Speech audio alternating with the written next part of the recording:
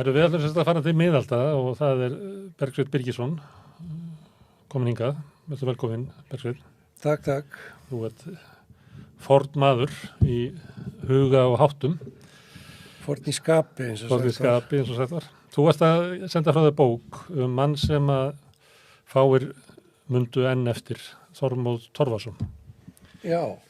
Og við getum alltaf haft þetta samtal alls konar, en ég ætla bara að byrja að segja mér hvaða maður þetta, þessi Þormóður? Já, hann í fyrsta lagi, eins og nefndir, hann dálítið gleymdur, en var í rauninni mikill velgjörðamaður íslenskrar menningar og kannski einfaldast að nefna að hann var góður vinur og kom vissum þunglindum unglingi til manns og fékk hann til að trúa á sjálfan sig og trúa á fornu fræðin. Sá hét Árni Magnússon. Þeirra vinasamband byrjaði upp úr 1690 og hérna dálítið vel dokumenterað. Það mikil bréf þar á milli. En Þormóður sjálfur lifði mjög ævintýralegu lífi, ef að hægt að segja sem svo, með sko stöðu nútíma mælikvarða. Hann sem sagt slítur barskónum þarna á Stafnesi á Miðnesheiði, Rófskvalanesi eins og það kallast líka. Þar hans tútor eða mentor, kennari Hallgrímur Pétursson, sem að öllum líkindum kennir honum svona grundvallar inngang í latínu. Og þaðan fer hann í Skálholt til Brynjólfs Sveinssonar sem að fær mikið dálæti á þessum dreng og hann lærir ekki bara sem sagt fornu grísk-rómversku menninguna heldur fær hann veður af því að það sé til forn norræn menning eða forn menning og skáldskapur í okkar eigin landi, okkar eigin menningu. Sem hafði þá verið gleymd? Já, sko, öllu heldur ekki alveg gleymd, minnst ekki á Íslandi, en svona á meginlandinu, í Skandinavíu, þá fara menn að fá veður af því þarna á þessum tíma og hans ævi fer svolítið alveg samferðað þeirri uppgötvun að það sé til mikil saga Norðurlanda skrifuð á gamlar skinnbækur á Íslandi og það myndast eins konar kapplaup á milli Svía og Dana að komast yfir þessa sögu. Og Dönum var mikið í mun að þarna stæði nú ýmislegt stórveldi Dana til forna. Þetta var eiginlega svona eins og stríð söguna, þetta sagan var svona territorium. Hvernig hún var svona túlkuð, en líka við að bara einfalda ná handritunum til sínu, ekki? Jú, líka bara konkrétt þannig, það er til dæmis samtímis útsendari Danakonungs og maður frá Antikvetskollegiet í Uppsala sem koma samtímis að ná í bækur 1682. Þorleifur Hauksson, þessi sem sendur var að Danakonungi, fyllti eitt skip af handritum. Það sökk með öllu, en Svíinn náði undan 50 bókum til Svíþjóðar. Nú, Þormóður sem sagt fær veður af þessum fornu fræðum örugglega mikið til í gegnum bæði Hallgrím, sem var þá þegar orðinn ötull skrifari af gömlum handritum, en ekki síst hjá Brynjólu gamla í Skálholti, sem að þarna var farin að safna og láta skrifa upp bækur. Og hann lærir greinilega að lesa þarna munkaletur handritana og fer til Danmerkur, útskrifast þar með láði, tekur guðfræðipróf þar og framgangurinn verður mjög hraður. 24 ára gamall hann orðinn konunglegur þýðandi fornsagna og byrjar á að þýða Flateyjarbók á dönsku og gesturinn sem kemur til hans í Kamessi í fræðaherbyggi á daginn, það er engin annar en Friðrik III, Danakonungur. Hann var svo forvitin þetta, hann var mikill lærdómsmaður, sérstakur konungur fyrir það að hann var ekki svona neitt sérstaklega upptekinn af stríðum, hann var meira upptekinn af að læra og mennta og hafði mikla hirði kringum sig. Þannig að það er mikill svona vegur og mikil upphefð frá þessum dreng, frá þessari verstöð sem Stafnes var og yfir í höllu konungs. Nú svo sígur aðeins á ógæfuhliðina. Það er ekki alveg ljóst af heimildum, ég reyni að ráða í það en það sígur aðeins á ógæfuhliðina 4 árum síðar eftir hann er ráðinn. Þá er hann skyndilega sagt upp og hann er sendur burt til Stafangurs, til Barbarísins í Noregi og þar er hann gerður þessi norræni þýðandi og fornsagnamaður að eins konar eftirlitsmanni með fógetum þar í Stafangurs amti og fekk ekkert nema hatur fógetarna og annað. Hvað gerði hann af sér í konungsgarði? Það eru skipta skoðunum það. Ludvig Holberg hélt í fram að hann nefnilega skrifaði bók sem að gagnrýndi hinn gamla og gilda Saxo Grammaticus og í rauninni býr til eina fyrstu bók sem er með svona heimildarýni fornsögur. Það er að segja að hann segir að Saxo hafi rangt fyrir sér og íslenskar heimildir hafi réttar fyrir sér þegar kemur að konungaröð eða ættfræði konunga danskra. Þetta var auðvitað góðgá í 17. aldar lærdómsumhverfi því að þetta var svokallað, þetta voru autoritet, þessir gömlu, ef þú fórst að efast þá fór allur heimurinn að riða til. Eldri fræðimenn hefðu svona investerað í öðru fræðum. Já, sko eldri fræðimenn voru einhvern veginn bara grunnurinn og svo ertu náttúrulega með biblíuna líka þarna og það má ekki efast það og svo er það Grikkirnir og þeir hafa sannleikan með sér. Þetta er svona, hann er svona að lifa þessa tíma þegar menn eru fyrst að byrja að átta sig á því að kannski þessi gömlu autoritet höfðu ekki rétt fyrir sér allir saman. Ég hef sinns vegar aðrar skoðanir á þessu sem ég viðra á þessa neyðaneitt til að trúa mér og það er meðal annars tengist gamalli klámsögu þegar ég elstu á Norðurlöndum sem að Þormóður þýddi og heitir Bósasaga og það er sem sagt, það eru fleiri heimildir sem greina fyrir því að hann hafi verið notið vissra kvenhylli. Hann var ungur og fallegur maður, það er til eitt málverk af honum og hann hefur gert sér svolítið kannski meira dælt við svona hirðmeyjar en gengur og gerist og kannski stíði yfir einhver mörk sem að svona ungur drengur úr fiskiþorp á Íslandi getur kannski ekki vitað og hann kennir sjálfur óvildar mönnum sínum við hirðina að þeir hafi sendt hann burt úr þessari fínu stöðu. Nú, eftir bardagan þarna við fógetana í Stafangri og það er nú interessant svo sem saga í sjálfu sig fyrir sósíalista að því við erum staddir þar að fógetarnir voru danskir allir í Noregi og þeir höfðu alveg ákveðna tækni að aukast á Norðmönnum og það var það að þeir höfðu umboð til að auka skatta á bændur og eins og lénsherrar og bændurnir urðu að greiða þeim fríðindi. Þetta gat verið í timbri, þetta gat verið mjólkukýrin á bænum, þetta kjöt eða hvað sem er. Og ef þeir gerðu það ekki, þá hótaði fógetið með að hækka skattana og þú varst auðvitað umkomulaus gagnvart því.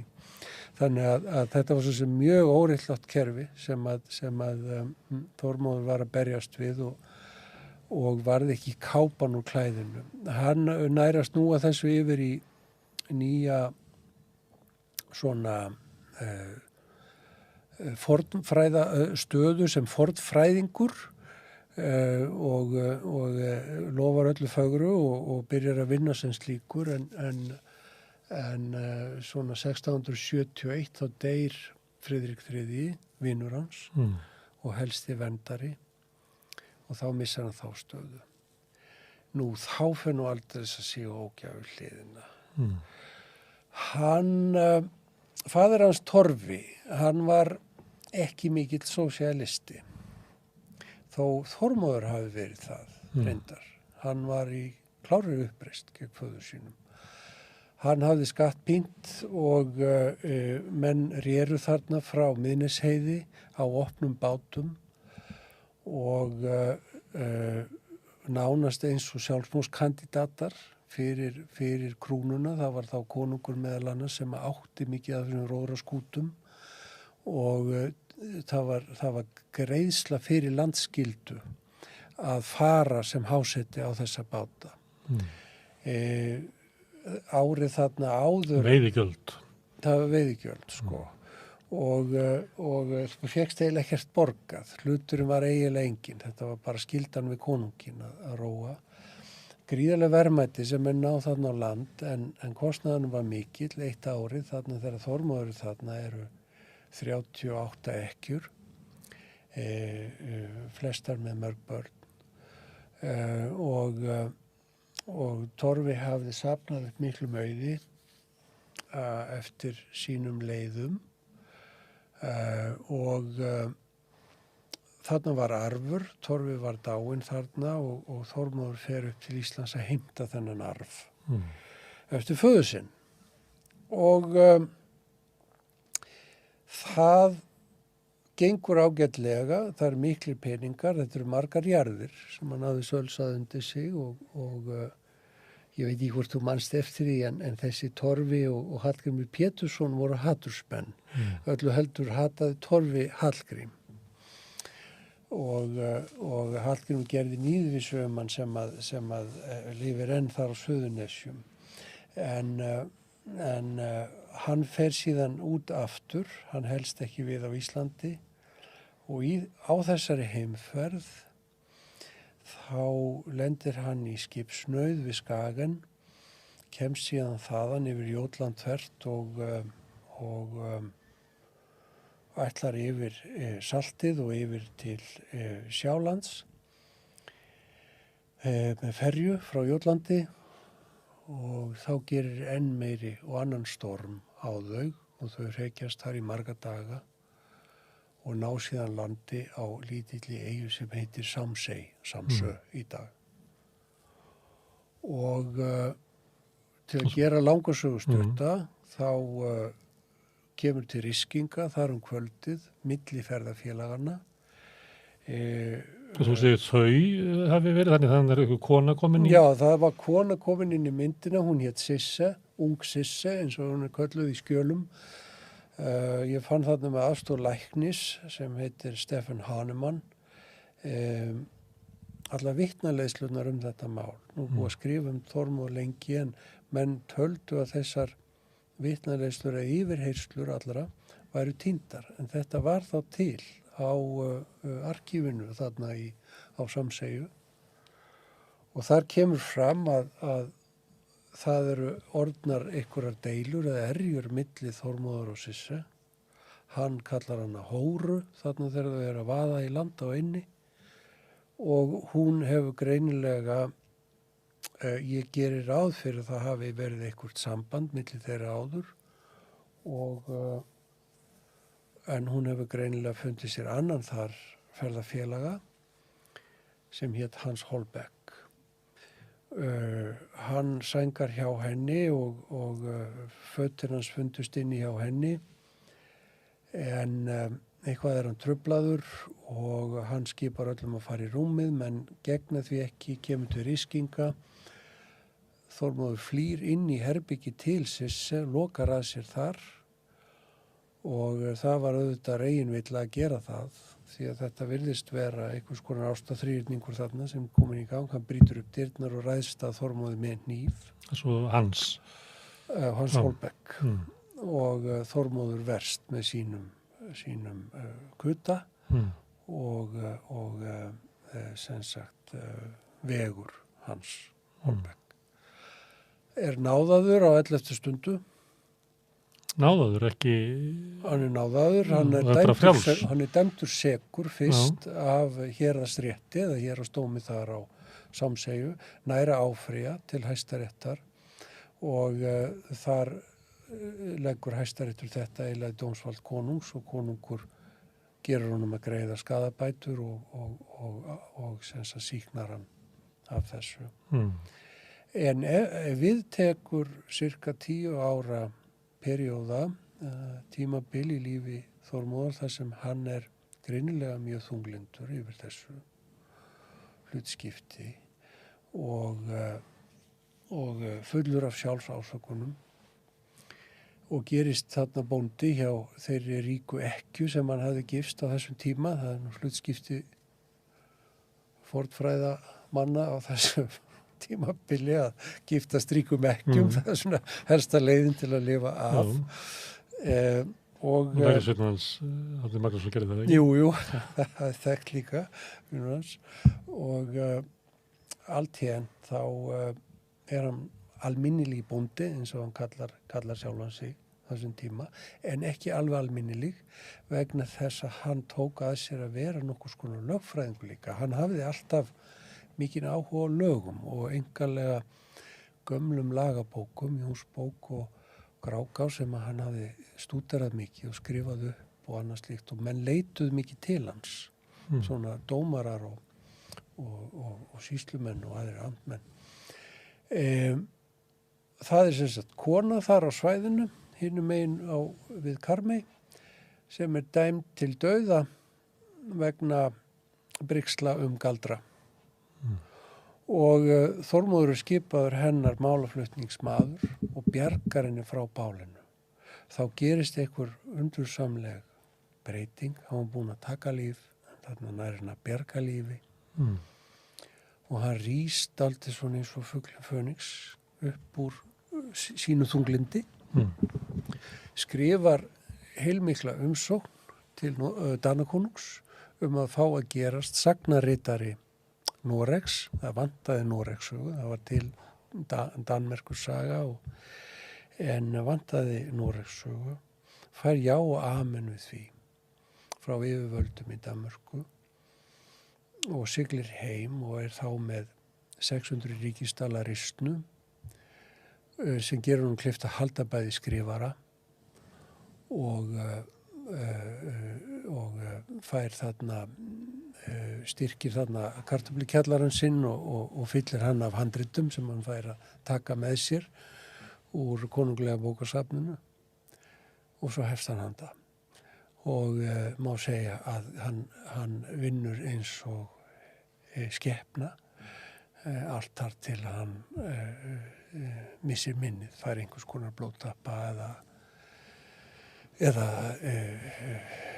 heila blóðfall eða eitthvað slíkt og missir minnið og en lifir alveg fram til 1719 en 1711 kemur þessi stóra Noregssaga út. Þannig að náða að klára hana. Man náða að klára hana með herkjum. Þetta svona í grófum dráttum ævisaga þessa manns. Framlag hans svona, má kannski deila í einhverja 3 flokka. Það náttúrulega þetta að hann svona einn af þeim fyrstu sem eru gerðir út af Danakonungi til að fara að ná í handrit hér á landi. Og viti menn, það eru náttúrulega stærstu gullkornin sem að hann kemst yfir fyrir tilstöðunum gamla meistarans í Skálholti, Brynjólfs. Og til dæmis árið 1662 þá siglir hann með bæði Codex Regius af eddukvæðum, þar segja Sæmundareddu, sem kallaðist þá, og höfuðhandrit eða Codex Regius að Snorra-eddu. Það segja alla mítológíu Norður-Evrópu í einu kofforti. Auk margra annara handrit þá kemur þessu heil og höldnu til Kaupmannahafn í vörslu Danakonungs. Hann safnaði handritum alla ævi og allt þetta safn hans fékk Árni Magnússon og inklúderaði í sitt safn og öll þau handrit eru merkt með fangamarki Árna, AM, og þess vegna má kannski segja að þetta sé svolítið hans ósýnilega framlag til fræðana. Í öðru lagi það þessi textafræði sem að hann sem sagt sér að koma á fót, þessi textafræðilega stofnun sem kemur á fót á bænum sínum þannig á Stangarlandi, þetta er rétt við Haugasund í Noregi. Hann er með marga skrifara en einn þeirra er hvað ötulastur og bestur, Ásgeir Jónsson heitir hann, skrifaði 110 handrit upp fyrir Þormóð, oft gerði hann upp undir 3 afrit eða 3 kópíur af hverju handriti og til að gera langar svo stutta þá til dæmis eins og með líkilverk eins og Heimskringlu og Fagurskinnu, það væri ekki hægt að endurgera texta þessara verka nema fyrir þessi afrit sem að Þormóður lét Ásgeir gera því að frumritin brunnu í Kaupmannahöfn 1728. Í þriðja lagi er hann síðan æðislegur miðlari og stjarna á sínum tíma af norrænum menningararfi. Svo annars vegar var, eins og við komum inn á áðan, var hann að þýða á dönsku, margt þýddi hann líka á latínu, en svo er hann sem sagt sagnaritari sjálfur og hann er þá að ávarpa alla lærða menn heimsins sem allir kunnu latínu þá og endur segir, túlkar, vegur og metur hvað sé satt, hvað sé logið í fornsögum og miðalega þessum heimi alveg glæsilega í sínum ritum sem voru, sko, latínuritin eru 10-11 að tölu ef maður tekur það allt saman, minnstór vitanlega og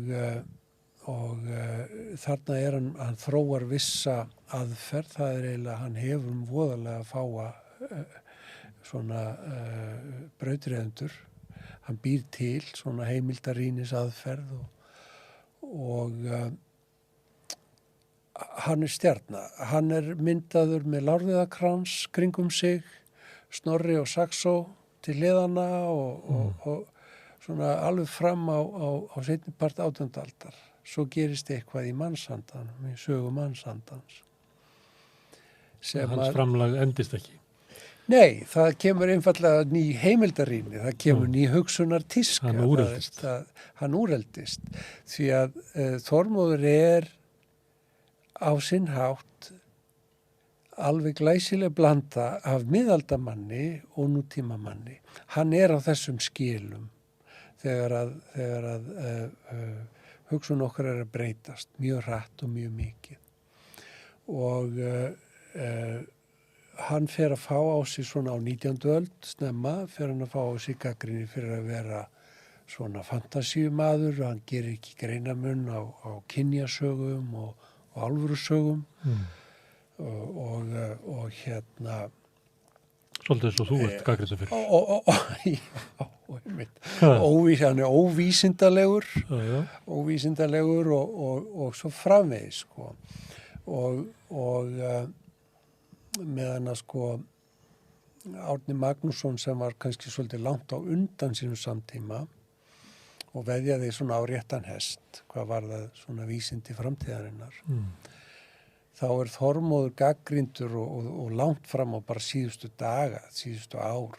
Þú veist, fólk er að skrifa hann og svo, já, það er þessi fantasíumaður þarna sem að, en menn er svona ekkert að reyna mikið að setja sig inn í hans aðstæður eða hans hugsunarhátt eða jafnvel að lesa hann, það er svona ekkert verið að keppast við það endilega. Þannig að hann er svolítið dæmdur fyrir það að vera í sínum samtíma og ekki í framtíðinni, hann Þormóður. Og það sem mér var í mun með þetta hér var að í stað þess að fordæma það sem að er öðruvísi en hvernig þú átt að hugsa í dag og gera hlutin í dag, að reyna að beita smá sympatískum lestri, reyna að setja sín í hans menningarsögulega samhengi og skilja að þar er allt rökrétt miðað við það sem að hann hafði fengið gefið og það er svona kannski tímarnir sem að skína svolítið í gegnum þetta, þessi totalitarianismi núsins sem að vill ekki sjá neitt annað en það sem akkurat eru gildi og viðmið í dag. Þetta er mjög hættulegt, finnst mér, ef að þetta er orðin einhvers konar algild regla í sagfræði, vegna þess í sagfræði þá verður maður einhvern veginn geta umborið allt aðra menningu, allt aðrar hugmyndir og gert þeim skil á þess að fordæma eitt eða neitt. Þannig að þetta var svona tilraunin, bæði að gefa innsýn í þennan tíðaranda og þessar breytingar sem er að eiga sér stað, gefa innsýn í þetta kapphlaup söguna sem við vorum að tala milli Svía og Dana og gefa svona náttúrulega rekja hans líf eins og hægt er og gefa síðan yfirlit yfir hans verk og hvernig hann vann þau. Þannig að það var svona mitt verkefni í þessu áfrýja hans máli til til Hæstaréttar sem eru lesendur. Hann á ekki að vera svona gleymdur eins og hann er. Það er ekki alveg rétt. Við vitanlega má segja að margir eru gleymdir og annað slíkt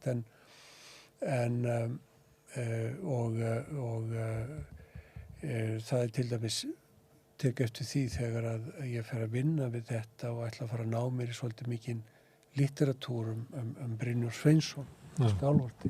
Þann mikla velgerðumann líka að það er engin litteratúr til hann. Það er til eitt greinasafn, það er til nokkri bæklingar, greinasafn eftir fræðimenn, en hans lífi hafa aldrei verið gerð skil.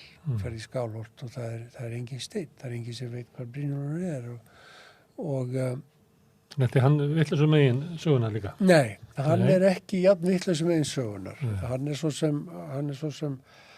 sem alveg og hans glæpur svona meira gegn sinni dóttur eins og við lítum á það í dag þó hann væri auðvitað aðþrengdur af sínum tímum. Er náttúrulega ekki eins mikill og sá glæpur sem að Þormóður hafnar í þarna með að svipta þennan mann lífi. En Þormóður hefur eiginlega ekki fengið neitt svona gegnum tíðina nema neikvæðum að lefa fær ykkur, en þó gerðist nokkuð fyrir nokkrum árum síðan í Noregi og það er kannski sú alda sem ég hengdi mig dálítið á að maður fór að opna svolítið augun fyrir Þormóði og hans starfi og nokkrir og það hans túlkunum og hans sýn á fornleifar og bara og hans litteratúr sem er náttúrulega mestur á latinu og norðmenn nokkrir komu saman og stofnuðu félag, fengu pening og gerðu sér lítið fyrir og þýddu alla Noregsögu Þormóðar sem kom út í 8 bindum á norsku með latinu fólki og frá öllum heiminum nánast, öllum sem til voru, miskust í Norður-Evrópu, mikið verk og síðan hafa komið svona kannski nokkrar stúdíur og minni greinar og annars sem að svona aðeins hafa farið að líta á hann svona réttari og mildari augum, má segja. Þannig að þetta er svona kannski mitt bídrag.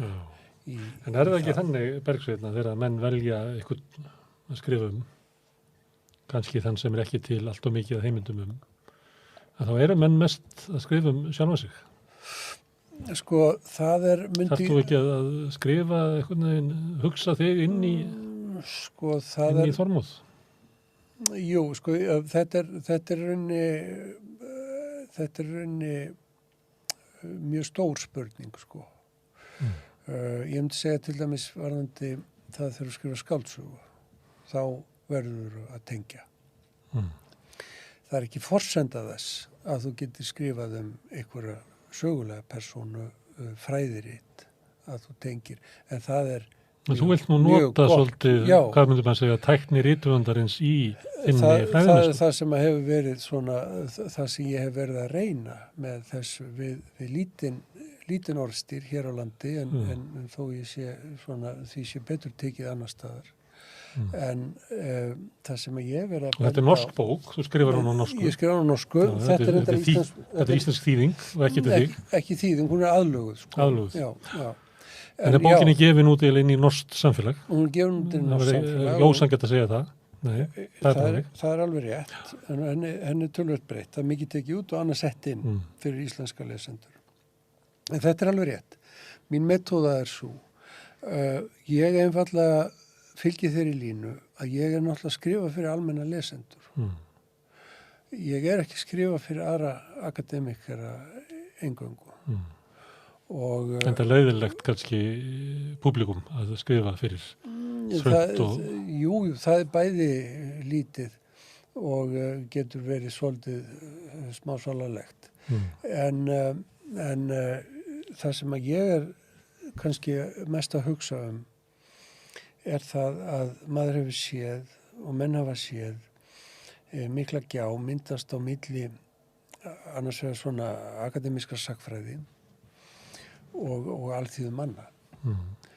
Og mér finnst það að vera ákveða hættumerki og ég síðan fór að fálma í þessa átt og þá fór ég að finna fyrir því að það er mikill áhugi á sögu. Akademían er hins vegar bara ekkert að sinna honum. Og skapa vandamál í samfélaginu þar sem að almenn umræða byggir oft upp á löngu úreldri sögu. Stjórnmálin byggjast upp á bara Íslandssögu, jólasögu. Nákvæmlega. Ég myndi nú bara orða það þannig með smá svona breytingu á Dostojevski gamla, sko. Sem sagði að Guð var ekki til, þá var allt leyfilegt, sko. Ef manneskjan, ef sagan er ekki til fyrir manneskjunni, þá getur gert hvað sem er við hana. Það er hættan. En lifum við ekki þannig tíma? Jú, við lifum þannig tíma svolítið. En maðurinn sem sagði endalok sögunar, hann hafði rétt fyrir sér. Þetta hafi dreigið aðra álítanir. Rauðulega tíminn sem er liðið þá er einmitt eins og þú ert að segja. Það er sagan er dauð og þá er allt lefilegt. Sagan er miskunst óðum að deyja og ég líti á það sem svona, ef ég get eitthvað hjálpað og þá kemur maður alltaf að þessum sama. Gunnar, og það er það að ef þú ætlar að fá lesanda til að hanga í þér og lesa það sem þú hefur skrifað og þetta þurfi ekki akademikar að hugsa þeir sleppa alveg við það en ef þú ætlar að halda lesanda við eitthvað efni þá verður að virða ákveðin lögmál mannsheilans sem varða frásagnir og sagnamennsku sem að sko gerir það verkum og þú þarft að einhvers konar reyna að mynda sögu úr brotakendum heimildum, þú þarft að sviðsetja aðeins, þú þarft að fá persónu til að lifna við, þú þarft að víkja burt, hefja hugan yfir þessi míkróísku vandamál sem eru núna sem sagt kannski einkenna akademist fræðastarf og reyna að horfa breiðar á allt saman. Þú þarft eiginlega að horfa tilvistarlega og sálrænt á þessa sögu sem þú ætlar að miðla. Þá er þín saga líka orðin svona enganleg og það er erfitt að leggja dóm á hana og kannski er það ástæðan fyrir því að verkum þínum er mist vel tekið af akademikum. Já, þetta er alltaf ekki... Þeir eru ekki hilluð til þess að setja þetta upp á. Nei, í rauninni það sem að hefur komið mér mest á óvart er hversu lítið þeir hafa á mig. Miðað við að eins og ég hugsaði til dæmis með Svarta víkingin að ég stilli mig ærið laglega til höggs á mörgum stöðum þar og svo sem bara nokkrum gagnrýnisröddum en það er einhvern veginn hurfu með það að all flestir, og mér er boðið háskóla allt til að tala þetta efni, og all flestir klappa á öxlina á mér og þakka mig fyrir að þora að gera þetta. Og ég held að það sé líka viss streita í akademikurum að fylgja þeirri orðræðu sem hefur myndast þar. Þar sem þú ert einhvers konar objektífur andi, talandi að ofan, og þín persóna eða þú eða þín manneskja kemur þar hvergi nærri. Og þetta er tískan. Það er ekki Guð dauður eða sagan heldur að manneskjan dauð inn í akademíu. Já, hún fær ekki pláss. Skilur eftir í fatahenginu. Nei, og hún er þá tengd við það sem að þessa hættur sem á að útiloka eins og til dæmis ímyndunarafl, undrun, áhuga og annað slíkt sem að eru algjör bannorð vegna þess að þau geta leitt menn, telja menn á glapstugu, tilfinningar, algjört bannorð. Og þess vegna hef ég hugsaði dálítið vel þetta þegar ég fór út í þetta og skoðaði svolítið, ég reyndar skrifaði doktorsritgerð mikið til kognitíva sálfræði og las mér dálítið til mannsheilann. Og mér fannst mjög áhugavert að lesa það og lesa til dæmis svona taugalíffræði og annað slíkt. Og þá er búið að gera hellingsrannsóknir á því, til dæmis við lærum það þegar við förum í háskóla, þessi dikotómía, hún er alltaf þarna, annars vegar tilfinningar, skaldskapur og fantasía og allt þetta barslega, svo hins vegar þetta henda því og svo þetta koma og svo hugsa röklega, radio, logos og skynsemi.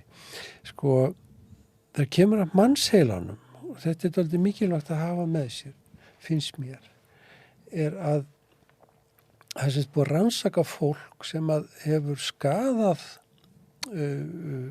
prefrontal cortex, þess að ennis heila blaðið, það sem að tilfinningarnar eru. Og það sýnir sig að það fólk getur ekki að hugsa rökrétt, skynsamlega. Það er að segja, dikotómían er bara tilbúning og hún er ekki til í sjálfu sér, hún er tilbúning. Ég er ekki að tala á móti skynsemi hérna, það mátt ekki skilja það þannig, eða á móti rökhugsun eða einhverju slíku, það er ekki þannig. Það er bara þannig að það án tilfinninga er engin rökhugsun til. Og þetta er eitthvað sem má alveg bara fara að skoða og inkorporera, og það er þannig að þú veist, á 18. öld, þá var svo kallar pýrónísku skeptisismi mjög í tísku. Hann gekk út á það að afmá spor sagnfræðingsins, afmá allt hið manneskjulega subjekt og finna bara staðreyndirnar. Ekkert annað en blákalda staðreyndir. Og það kom á daginn. Sem er þá eins konar lygi þá? Nei, það getur alveg verið rétt. En það er bara einhverjir punktar. En ekki sannleikur. Nei, og svo má alltaf efast það hvort það getur verið alveg rétt. Það má efast það endalaust. Og niðurstaðan var oft svo að menn gat ekki skrifa neitt. Ég gátt ekki sagt þetta einasta orð. Árni Magnússon ágætis dæmi þetta. Hann er fleiri ár að útbúa útgáfu af Íslendingabók og kom aldrei út. Af því að hann var ekki alveg viss að það væri allt alveg rétt. Varðandi tímatal og annað slíkt. Þannig að En sætti þú þig þá við að hafa svona temmilega rangt fyrir þér? Ég segi það í mínum bókum. Það er samkomulagi sem ég geri við mína lesendur. Ég get ekki alltaf hitt á rétt.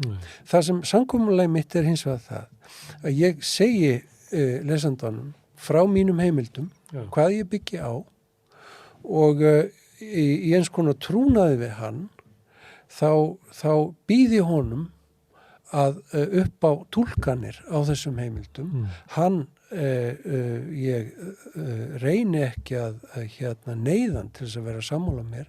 Hann getur verið ósammála mér, hann getur séð eitthvað annað mynstur úr þessum heimildum, þá það velkomið.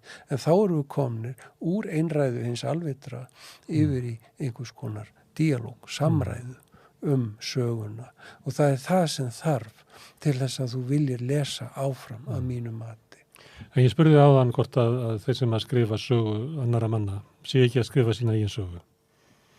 Og við þekkjum það náttúrulega bara fólk sem að skrifa stórar persónur í sögunni yfirleitt að skrifa sjálf á sig.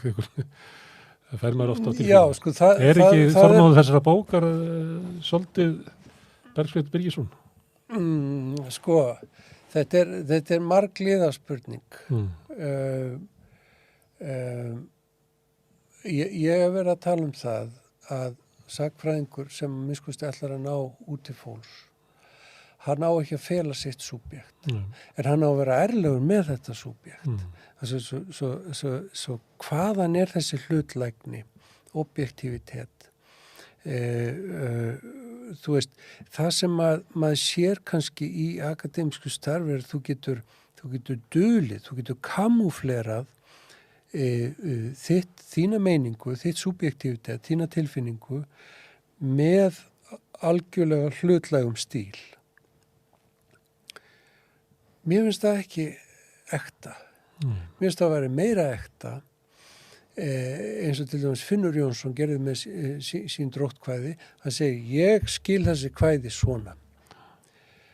Ég rekonstruera þessi kvæði út frá þessari heimspeki minni. Og þegar þú færir þá heimspeki, þá getur þú skilið að hvernig hann hefur túlkað þegar hann að normalisera kvæðin og þú ert með miklu ærlegri útgangspunkt og það held ég að sé það mikilvægi þessu að maður sýni sitt subjekt. Já og nei. Bókin kannski Bergsveinn að segja okkur frá Þormóði frekar heldur en að það sé eitthvað. Já, það náttúrulega það sem Það er ekki að losna að vinna Bergsveinn. Það er hann sem að segja okkur þessa sögu. Hann þetta subjekt sem að segja þessa sögu. Það alveg rétt og hann skammar sín ekkit fyrir að vera subjekt því hann því miður manneskja og hann ekki andi úr himnum. Og það það sem að ég veit að þarf af því ég rithöfundur. Þá veit ég að ég þarf það til þess að ná mannsheilanum á band með mér og þess vegna vil ég það. Því að neyðin stór, það þarf að koma út sögu til fólk sem það nennir að lesa. Ég sá að Már Jónsson var að skrifa bókina, var að gagnrýna hana. Og þú ert í deilum við seðlabankastjóra hérna Svarta víkinginn. Já. Hvað veldur því að það eru svona deilur í kringu þig og þín verk? Það vegna þess að þau eru nýstárleg? Það vegna þess að þú ert forn í skapi eins og þú kynntir sjálfa þig upp? Já, ég leit á það nú meira svona jákvætt, sko. Það vera til dæmis nútíma, það finnst mér alveg hræðilegt. Það er skammarið þig. Skammarið þig svona. Þetta, sko, deilur mínar við seðlabankastjóra ganga út á allt annað. Það ganga náttúrulega út á það að ég sé mínar hugmyndir þar reifaður í hans bók á þess að hennar sé getið. Ég leita á það sem borgarlega skyldu mína að láta vita af því og það svo sem dregur langan dilk á eftir sér en ég hins vegar búin að gera grein fyrir því máli í 2 greinum, annarri birtri í sögu núna 2022 og hinni á minni heimasíðu. Þannig að meir get ég ekki gert þar. Það hins vegar, við vorum að tala pýronískan skepsis eða skepsisisma, þar að segja þetta með að maður eigi ekki að nefna neitt nema það sem algjörlega skjalfest og sem heimildir eru fyrir. Og mér sýnist að Már Jónsson sé svolítið á þeirri línu og þannig lagað séð vill hann ekki hafa neinar túlkanir eða tjáningar það hvernig hlutir geta hangið saman mögulega. Það hins vegar þannig með þessi dæmi sem hann tekur sem að mér finnast vera alveg undarleg vegna þess að það hefði verið miklu betra að taka dæmi af því þegar ég lýsi því þegar að Þormóður fer að tala við kúna sína sem að ég segja hafi heitið auðhumla og fer að segja frá sínum raunum við þessa kú. Það hefði verið miklu betra að taka það heldur en akkur þessi dæmi því að þarna hvorugt þeirra kúin eða Þormóður voru til frásögum. Nákvæmlega. En akkur þarna er tekið eitthvað sem sagt það eru vitlanleiðslur sem að ég fann í gegnum þennan danska lækni á Samseyju sem að bendi mér á að þessar vitlanleiðslur yfirheyslur væru til og ég les þetta nákvæmlega og reyna að rekonstruera þarna út frá því og túlka þá að þarna hafi átt sér stað einhvers konar ástarþríhyrningur. Ég geri grein fyrir því að þetta er túlkun og hvað stendur í þannig að menn þurfa ekki að vera sammála því frekar en vilja en þarna kemur þá maður sem segir þessi rangtúlkun. Önnur dæmi eru svolítið í sama stíl að það má ekki reyna að finna samhengi eða túlka. Þarna á bara maður að hafa drepið mann út af neinni ástæðu. Það er það eina rétta. Það sem ástæðan liggur ekki fyrir þá er engin ástæða. Nei. Þannig að þetta er aldrei formið enn og aftur og það hef ég auðvitað fundið alveg fyrir að við erum bara einfallega með þessa dikotómi, þessa tvend í huga okkar að við erum með skáldskap annars vegar, meinlausir, intellektuellar svona að skrifa sögur eitthvað, skilurðu. Hins vegar ertu með fræðimenn eða vísindi í einhverju allt annari kategóriu og þetta er orðið dálítið mitt lífsprojekt að reyna einhvern veginn að fá þetta til að mætast á einhvern hátt, búa til einhvers konar, þetta er mín tilraun. Ég endurteki, ég segi það í öllum mínum bókum, ég er að gera tilraun til að tengja þetta saman af þeim ástæðum sem hafa komið fram hér. Og vitanlega stuðar þetta menn, vegna þess að þetta gengur í hvoru kategóriuna og svona tveggja heima maður og tilheyrir hvorum þó. Já, ég hafna þarna milli stólana, milli þessara kategória sem í fræðimennsku og skáldskap. Já. Þú ert sömurleiti gefur þetta út í Norri en býrð hér og tilheyrir íslensku menningu. Já. Þú segist vera forn í huga og ert elskur af miðöldum og skeptískur á nútíman, þannig að þú ert á margan hátt svona tveggja heima maður sem að tilheyrir hvorum þó.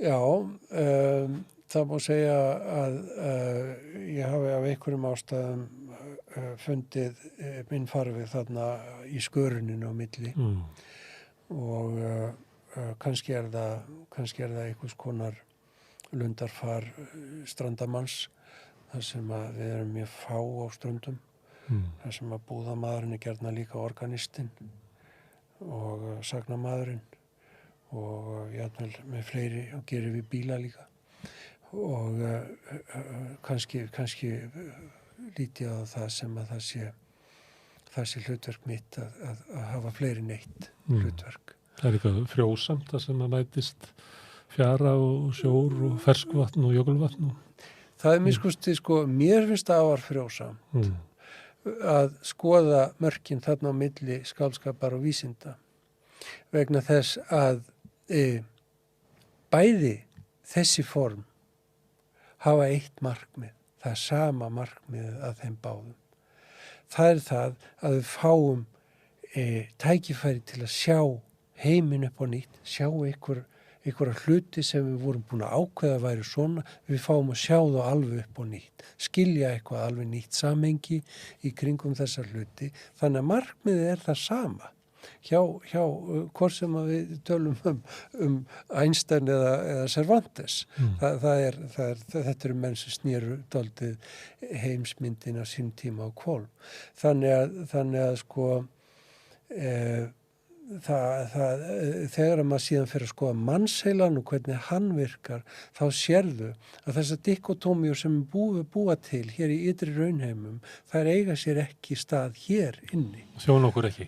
Nei, og Og þú telur það að vera alvarlegt. Þú talar áður svona söguleysið og svona. Þú telur að það sem þú ert að reyna að gera sé mikilvægt vegna þess að ég allavega sé eitthvað megin í menningu okkar og svona samfélagi. Ég fæ merkingu í mitt litla líf við það að reyna að gera það sem ég get og á minn hátt og ef að það hjálpar, ég hef fundið mjög góða strauma frá lesendum þó að það sé ekki frá æðstu menntastofnunum, þá er það frá lesendum sem ég fæ þetta góða þakklæti og það er fólki sem heldur mér uppi og hefur haldið mér uppi og já, mér finnst það alvarlegt að það sé verið að rannsaka eitthvað upp á háskólum sem að alþýðafólk sem að borgar jú fyrir þetta fær ekkert að vita og við lifum á þeim tímum þar sem við erum aldrei verið mikilvægir að þekkja sögu sína, þekkja þau viðhorf sem eru í gildi núna, hvaðan þau eru komin, af hverju þau eru tilkomin og það ætti að vera einmitt mjög hæfandi að segja þetta hér í þessu rauða herbergi því að það er samhengisleysið þegar það verður rof og þegar það verður samhengisleysi þá geta stjórnmálamenn, þá geta þeir sem ráða, ekki stjórnmálamenn reyndar en aðrir, farið að gera ýmislegt við mannskepnuna sem að mun auka hennar þjáningu. Herðu, svona enda þarna. Takk að þið kjallaði fyrir Bergsveinn og Þormóður. Gaman að fá að koma til ykkar og til þinguna Smári og takk fyrir allt það frábæra og góða starf sem þú og þið vinnið hér á þessum vettvangi. Gera það ekki fyrir það. Ég kem því til skila hjá þeim sem að eiga skilið og hafa lagt hérna ýmislegt til.